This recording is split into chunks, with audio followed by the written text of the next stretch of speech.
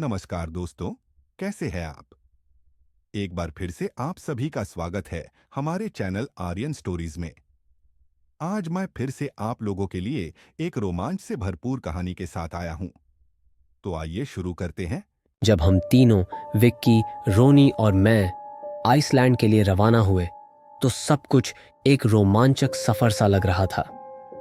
ठंडी हवा और बर्फीले पहाड़ों की सुंदरता ने हमें मंत्रमुग्ध कर रखा था। लेकिन जल्द ही हमें इस आइसलैंड की एक और छवि देखने को मिली जो हमसे छुपी हुई थी। क्या तुमने सुना? विक्की ने कहा। उसकी आंखें चौड़ी हो गई थीं। यहां तो कुछ अजीब सा है। क्या अजीब है? मैंने पूछा, थोड़ी हंसी में। बस थोड़ी ठंड है, और क्या? रोनी ने हमें घूरा। सुनो, तुम दोनों मजाक कर रहे हो। यहाँ की हवा में कुछ तो है, जैसे कोई हमें देख रहा हो। हवा में सन्नाटा था। सिर्फ हमारी सांसों की आवाज सुनाई दे रही थी। तभी अचानक एक धीमी सी आवाज सुनाई दी। हुम, जैसे कोई गा रहा हो। क्या वो तुम्हें भी सुनाई दे रहा है? मैंने पूछा, थोड़ा असहज होकर। हाँ, सुनाई दे रहा है, लेकिन ये तो किसी बच्चे की आवाज है, विक्की ने कहा। उसकी आवाज में डर की झलक थी। हम तीनों आगे बढ़े और उस आवाज की ओर बढ़ते गए। बर्फ पर चलते समय हमारे जूतों की आवाज खर्र खर्र कर रही थी। वहां एक पुराना खंडहर जैसा घर था जो बर्फ और ठंडी बर्फ की परतों में दबा हुआ था। क्या हम अंदर जाएं? रोनी ने पूछा। उसकी आवाज में उत्सुकता और डर का मिश्रण था। क्यों नहीं, चलो देखते हैं कि अंदर क्या है, मैंने कहा, अपने डर को छिपाते हुए। हमने दरवाजा खोला और क्रैक की आवाज ने हमारी धड़कनों को तेज कर दिया। अंदर एक अंधेरा कमरा था जहां केवल हमारे फोन की रोशनी थी। हर चीज पुरानी और धूल भरी थी। यहां पर कुछ है, विक्की ने कहा। उसकी आवाज अब और धीमी थी। मुझे अच्छा नहीं लग रहा। बस थोड़ा और आगे बढ़ो। क्या तुम्हें डरपोक बनना है? मैंने कहा, लेकिन अंदर से खुद भी डर रहा था। तभी अचानक एक चीख सुनाई दी। आह! क्या वो तुमने सुना? रोनी ने कहा। उसकी आंखें डर से फैल गई थीं। हाँ, यह किसी और की आवाज थी। हमें यहां से निकलना चाहिए, मैंने कहा, लेकिन मेरे पैर मानो जमी हुई बर्फ में फंसे हों। नहीं, हम यहां से नहीं जा सकते। हमें पता करना होगा कि यह आवाज किसकी है, विक्की ने कहा। उसकी जिद ने मुझे और भी डराया। हमने धीरे धीरे उस आवाज की ओर बढ़ते हुए एक पुरानी तस्वीर देखी। उसमें एक बच्चा था जिसकी आंखें बेहद गहरी थीं। उसकी मुस्कान में कुछ ऐसा था जो हमें डराने लगा। क्या ये वो बच्चा है? रोनी ने कहा। उसकी आवाज कांप रही थी। क्या वो हमें बुला रहा है? हुम। फिर से वही आवाज आई। आओ आओ, जैसे वो हमें अपने पास बुला रहा हो। हम इसे छोड़ दें, मैंने कहा, लेकिन मेरे शब्दों में कोई विश्वास नहीं था। हमें कहीं ना कहीं अपनी जिज्ञासा को संतुष्ट करना था। चलो एक बार और कोशिश करते हैं, विक्की ने आगे बढ़ते हुए कहा। उसकी आंखों में अब डर के साथ साथ साहस भी था। हम तीनों एक दूसरे का हाथ पकड़कर आगे बढ़े। क्या हम उस आवाज का सामना करने के लिए तैयार थे? मुझे नहीं पता था, लेकिन हमें आगे बढ़ना था। यह आइसलैंड हमें अपने रहस्यों में खींच रहा था और हम अब पीछे मुड़ने का कोई रास्ता नहीं देख पा रहे थे। कमरे में एक पुरानी अलमारी थी जो धूल से भरी थी। विक्की ने अलमारी का दरवाजा खोला। क्या यहां कुछ है? उसने कहा। उसकी आवाज में उत्सुकता थी। ध्यान से, मैंने कहा, कौन जानता है कि इसमें क्या है? अलमारी के अंदर कुछ पुरानी किताबें थीं, जिनमें से एक का कवर पूरी तरह से फट चुका था। विक्की ने उसे बाहर निकालते हुए कहा, यह क्या है? शायद कोई पुरानी कहानी, मैंने कहा, किताब को उसके हाथ से लेते हुए। जैसे ही मैंने किताब खोली, उसके पन्नों से एक पुरानी पीली पर्ची गिरी। क्या लिखा है? रोनी ने पूछा। उसके चेहरे पर चिंता थी। यहाँ लिखा है, मैंने पढ़ते हुए कहा, यदि तुम यहाँ आए हो तो तुम्हें सच का सामना करना होगा।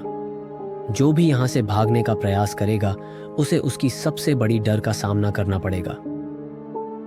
क्या बकवास है, विक्की ने कहा। उसकी आवाज में आक्रोश था।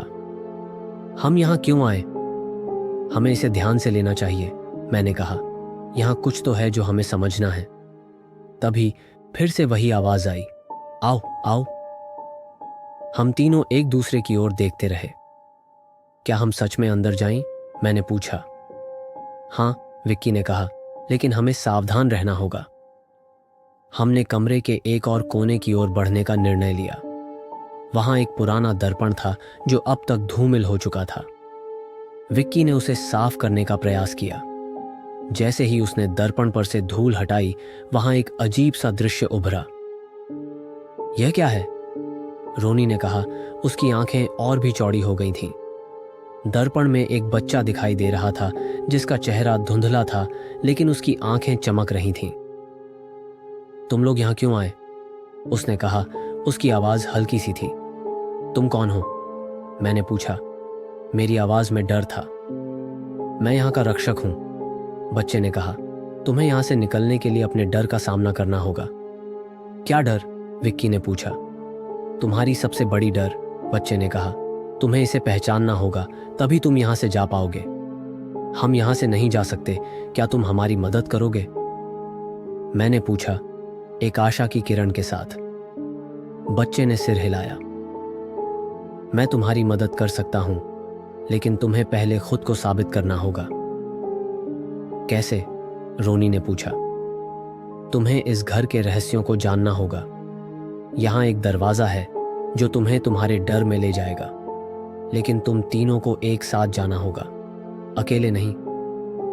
हम तीनों ने एक दूसरे की ओर देखा। ठीक है, हम तैयार हैं, मैंने कहा। बच्चे ने दरवाजे की ओर इशारा किया। वहां जाओ, लेकिन ध्यान रखो, जो कुछ भी तुम्हें दिखेगा वह सच है। इसे झूठा मत समझो। हमने दरवाजे की ओर कदम बढ़ाया। क्या तुम सच में तैयार हो? विक्की ने पूछा।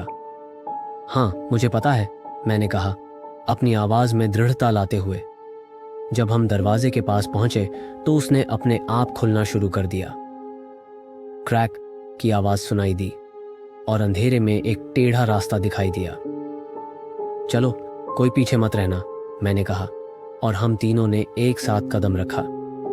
जैसे ही हम दरवाजे से अंदर गए, एक ठंडी हवा का झोंका हमें अपने अंदर खींच ले गया।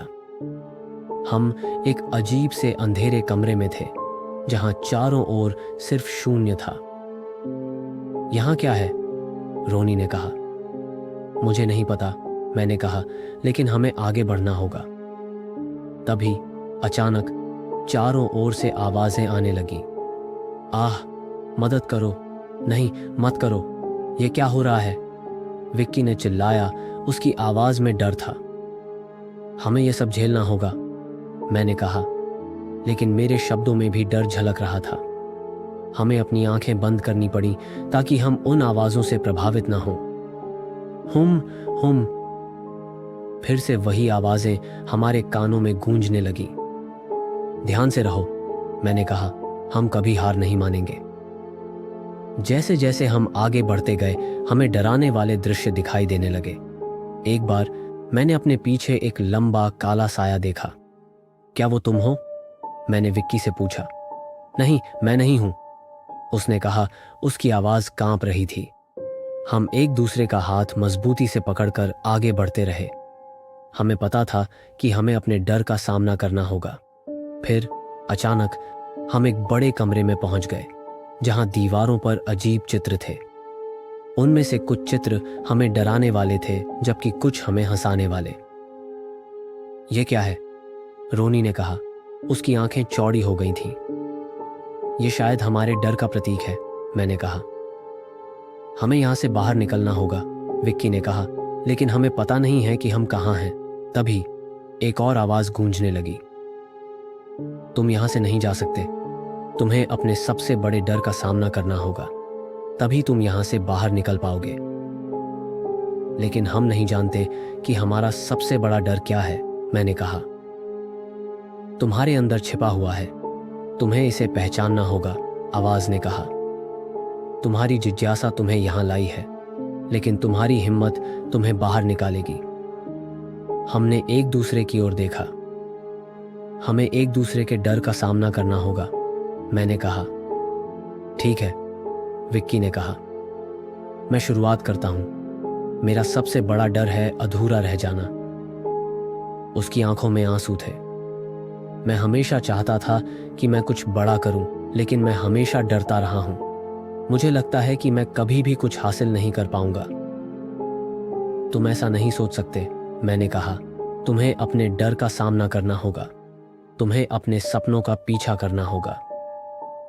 विक्की ने गहरी सांस ली और खुद को संभाला।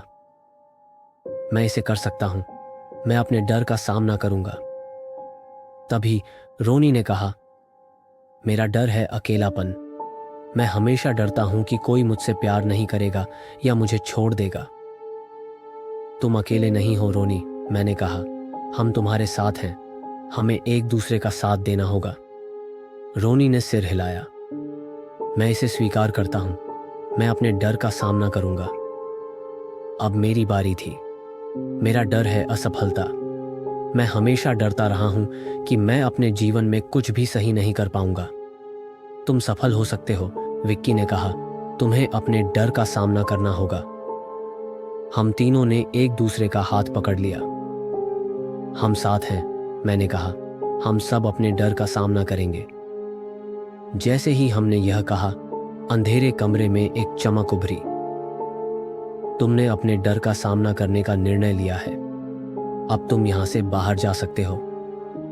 जैसे ही हम दरवाजे की ओर बढ़े, एक नई ऊर्जा हमारे अंदर भर गई।